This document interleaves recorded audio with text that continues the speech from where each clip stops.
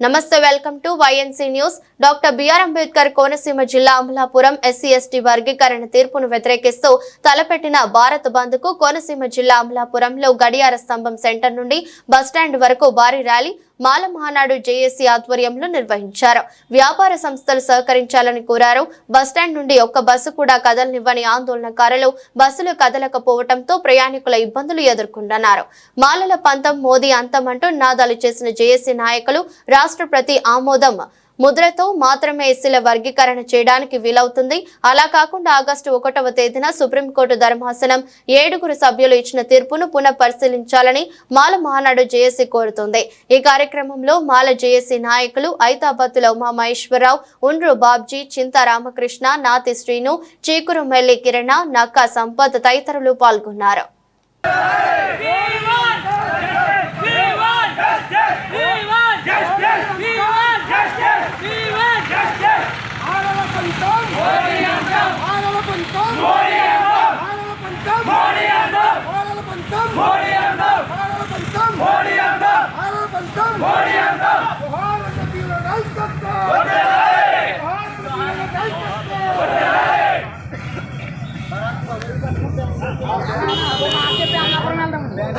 అంశాన్ని తీసుకొచ్చింది ప్రభుత్వం. దాని మీద మేము మరి 1997 నుంచి కూడా పివి రావు గారి మాల మహానాడు ఉద్యమాన్ని నడిపి ఈ ఉద్యమాన్ని ఈ రాష్ట్ర వ్యాప్తంగా ఘన విజయం సుప్రీంకోర్టులో చేయడం వచ్చింది. సుప్రీంకోర్టుని మరలా 5 న్యాయమూర్తులు చక్కగా 59 ఉపకులాలని కూడా విడదీ హక్కు లేదు. ఈ 59 ఉపకులాలకి ఈ 17% రిజర్వేషన్ ఎవరైతే బాగా చదువుకుంటున్నారో అందరికీ వర్తించాలని చెప్పి రాజ్యాంగంలో బాబాసాహెబ్ అంబేద్కర్ పొందుపరిచారు. అటువంటి రాజ్యాంగాన్ని ఈ రోజున మరి ప్రభుత్వాలు ఈ రోజున మళ్ళా 7 న్యాయమూర్తులతో రాష్ట్రాల వారిగా జిల్లాల వారిగా చేయాలని చెప్పి ఇస్తున్నారు తీర్పు. ఆ తీర్పుని పూర్తిగా మేము ఖండిస్తూ మేము గతంలో చేసిన తీర్పుని మేము అమలు చేయాలని, ఈ తీర్పు వెనక్కి తీసుకోవాలని చెప్పి ఈ రోజున బంధుకు చేస్తా ఉన్నాము. మేమందరం కూడా బాబాసాహెబ్ అంబేద్కర్ వాచులుగా మేమందరం ఈ వర్గీకరణ ప్రాంతాల వరకు కూడా నిద్రపోకుండా మేము ఈ రాష్ట్ర వ్యాప్తంగా దేశవ్యాప్తంగా ఈ వర్గీకరణని వెనక్కి తీసుకునే వరకు కూడా ఉద్యమాన్ని ముందుకు తీసుకెళ్తామని చెప్పి తెలియజేసుకున్నాను. జై భీమ్. నుంచి ఇక్కడ మాల యువకులు మాల పెద్దలందరూ కూడా గడియార స్తంభం సెంటర్ నుంచి అదేవిధంగా ఇక్కడ బస్ స్టాప్ వరకు వచ్చి ఇక్కడ ధర్నా చేయడం జరుగుతుంది. దేశవ్యాప్తంగా జరగవలసిన బంద్ ఈ రోజున చాలా సక్సెస్ఫుల్గా జరుగుతుంది. మాకు ప్రతి యువకులు కూడా మన గత 3 రోజుల నుంచి కూడా మేము ప్రభుత్వ కళాశాలలు కానీ స్కూళ్ళు కానీ అదేవిధంగా బ్యాంకులు కానీ అందరికీ దగ్గరికి వెళ్ళి మేము ఆల్రెడీ ఇంటిమేషన్ చేయడం జరిగింది. అందరూ కూడా మాకు సహకరించడం జరిగింది. దాదాపుగా 3:30 నుంచి అందరూ కూడా ఇక్కడికి చేరుకుని ఈ బంద్ను సక్సెస్ చేయడానికి సహకరించిన వారు అందరూ కూడా చాలామంది ఉన్నారు. అదేవిధంగా రాజులు బస్ డిపో, అదేవిధంగా అంబోజీపేట, అమలాపురం, అదేవిధంగా గన్నవరం, రావులపల్లి ప్రతి దిక్కును కూడా మాల యువత అందరూ కూడా ఈ రోజున బంద్ దిగ్విజయంగా సాగుతుంది.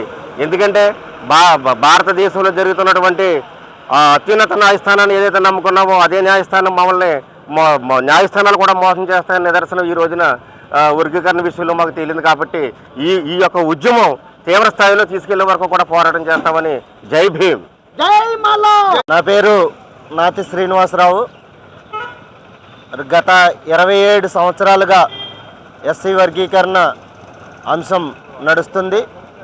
అయితే ఏ ప్రభుత్వం వచ్చినప్పటికీ కూడా ఎస్సీలను విడగొట్టాలి, ఎస్సీలను రాజ్యాధికారం వైపు పయనించకుండా చేయాలనే ఒక కుట్రతో ఎస్సీ వర్గీకరణ అనేది చేపట్టడం జరుగుతుంది. ఇటీవల ఆగస్టు 1న సుప్రీంకోర్టు తీర్పు ఇవ్వడం జరిగింది. రాష్ట్రాలు ఎస్సీ వర్గీకరణ చేసుకోవచ్చు అని చెప్పడం జరిగింది. అందులో చంద్రబాబు నాయుడు, ఆంధ్రప్రదేశ్ సీఎం అయినటువంటి చంద్రబాబు నాయుడు పోలిట్ బ్యూరో మీటింగ్లో మాట్లాడుతూ ఎస్సీ వర్గీకరణ జిల్లాల వారీగా చేస్తానని అంటున్నాడు. మరి జిల్లాల వారీగా చేయటానికి మీ దగ్గర ఉన్న జనాభా లెక్కలు ఏంటని ఈ సందర్భంగా నేను ప్రశ్నిస్తున్నాను. మీకు 2011లో జనాభా లెక్కలు జరిగాయి. ఇప్పటి వరకు జనాభా లెక్కలు మళ్ళీ జరగలేదు. అయినా ఏ క్యాస్ట్ ఎంతమంది ఉన్నారు, ఏ క్యాస్ట్లో ఆ సబ్ క్యాస్ట్ ఎంతమంది ఉన్నది, ఇలాంటి ఎటువంటి లెక్కలు లేకుండా ఆధారాలు లేకుండా వర్గీకరణ చేస్తానని అంటాం కేవలం ఇరుపక్షాలని మభ్యపెట్టడం మాత్రమే. అందరికీ న్యాయం చేస్తామనేది జరగని పని. ఎందుకంటే జనాభా లెక్కలు కరెక్ట్గా లేనంత వరకు ఈ వర్గీకరణ చేయలేరు, అందరికీ సమన్యాయం కూడా చేయలేరని ఈ సందర్భంగా తెలియజేసుకుంటూ, ఒక్క అడుగు ముందుకేసిన ఈ విషయంలో ఖచ్చితంగా తిరుగుబాటు మొదలవుతుంది. ఈ తిరుగుబాటు ఎలా ఉంటుందంటే మోడీ హటావో దేశ్ బచావో అనే స్థాయికి చేరబోతుంది. ఎందుకంటే హర్యానా, ఉత్తరప్రదేశ్, పంజాబ్, అలాగే ఢిల్లీ, మహారాష్ట్రలో కూడా ఈరోజు బంద్ చాలా ఉధృతంగా జరిగే అవకాశం ఉంది. ఎందుకంటే క్రీమీ లేయర్ అనే అంశాన్ని కూడా ఎత్తుకోవడం జరిగింది కాబట్టి, అలాగే ఎస్సీ ఎస్టీ వర్గీకరణ ఎత్తుకోవడం జరిగింది. ఇది ఆఖరికి కేంద్ర ప్రభుత్వం పడిపోయే వరకు ఈ ఉద్యమం కొనసాగుతుందంటంలో ఎటువంటి అతిశయోక్తి లేదు. పైగా ఇక్కడ బంద్ ఖచ్చితంగా 100% సక్సెస్ అవుతుంది. తెల్లవారుజామునే ఆర్టీసీ ఆఫ్ చేయటం జరిగింది. ఖచ్చితంగా డాక్టర్ బిఆర్ అంబేద్కర్ కోనసీమ జిల్లాని సాధించుకున్న ఈ జిల్లాలో మాలలు అత్యధికంగా ఉన్నారు. ఖచ్చితంగా ఎక్కడ ఏం తిరిగినా కూడా బంద్ని విజయవంతం చేస్తాం, ఎంతవరకైనా తెగిస్తామని ఈ సందర్భంగా తెలియజేసుకుంటున్నాం. Thank you. జై భీమ్. ఒకసారి ఈ నెల 1వ తేదీన సుప్రీంకోర్టు 7 సభ్యుల ధర్మాసనం ఏదైతే తీర్పు ఇచ్చిందో ఆ తీర్పు భారత రాజ్యాంగానికి వ్యతిరేకంగా ఉందని, భారత రాజ్యాంగం అనుగుణంగానే ఏమైనా తీర్పిస్తే ఇవ్వాలని చెప్పేసి ఈ రోజున దేశవ్యాప్తంగా దళిత సంఘాలు, వర్గీకరణ వ్యతిరేకించే సంఘాలు, అదేవిధంగా ప్రజాస్వామ్యవాదులు, రాజ్యాంగ పరిరక్షకులు అందరూ కూడా ఈ రోజున దేశవ్యాప్తంగా బంద్ చేస్తూ ఉన్నారు. ప్రస్తుతం ఈ బంద్ అయితే సక్సెస్ఫుల్గా నడుస్తూ ఉంది. ఈ బంద్లో అందరూ కూడా పాల్గొన్న, అదేవిధంగా అమలాపురంలో ఉన్నటువంటి ఛాంబర్ ఆఫ్ కామర్స్ వారు, వివిధ వర్తక సంఘాలు అందరూ కూడా మేము కూడా మీతో పాటు బంద్లో పాల్గొంటాం, మా షాపులు కూడా మేము ముయించి వేస్తామని తెలియజేశారు. అంతేకాకుండా ఈ రోజున రాష్ట్ర వ్యాప్తంగా, దేశవ్యాప్తంగా జరుగుతున్నటువంటి బంద్కి ప్రజాస్వామిక వాదులందరూ కూడా ఉవ్వెత్తున వచ్చి మద్దతు తెలియజేస్తూ ఉన్నారు. మన భారత రాజ్యాంగాన్ని రక్షించుకోవాలనే ఒకే ఒక్క పాయింట్తో ఈ రోజున మేము అంతా కూడా బంద్ చేస్తున్నాం. Thank you.